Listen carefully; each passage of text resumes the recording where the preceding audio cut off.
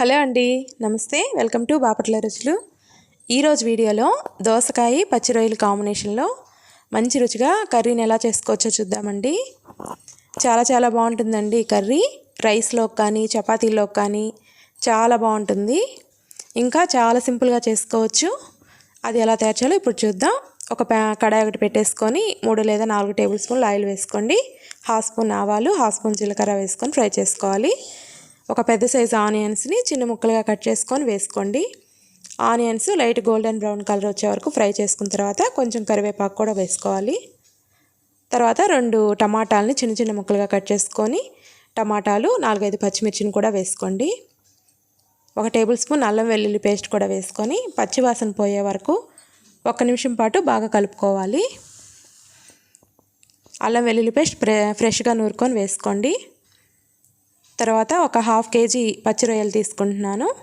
పైన పొట్టు అనేది తీసేసుకొని సాల్ట్ వాటర్లో శుభ్రంగా కడిగేసి ఆ పచ్చి రొయ్యలు కూడా పోపులో వేసేసుకోవాలి. నేను మీడియం సైజు రొయ్యలు తీసుకుంటున్నానండి. మరీ చిన్నవి కాదు, అలానే మరీ పెద్దవి కాదు. ఏ సైజులో ఉన్నా తీసుకోవచ్చు, బాగుంటుంది కర్రీకి. ఒకసారి మొత్తాన్ని బాగా కలుపుకోవాలి.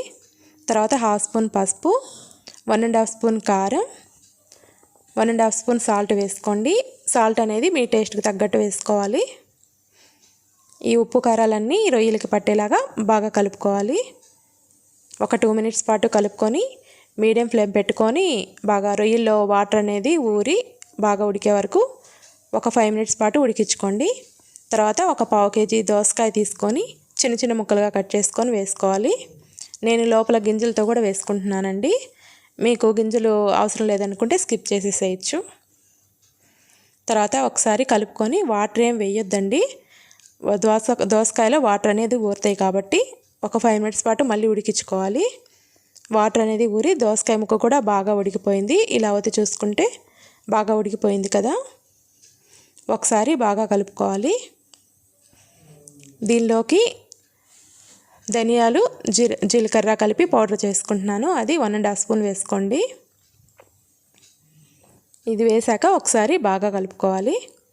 ఫ్లేమ్ అనేది లో ఫ్లేమ్లో పెట్టేసుకొని ఇంకొక 2-3 మినిట్స్ వరకు ఉడికించుకుంటే ఆయిల్ పైకి తేలి కర్రీ రెడీ అయిపోయినట్లే. పైన కొంచెం కొత్తిమీర వేసేసుకుంటే చాలా బాగుంటుందండి టేస్ట్.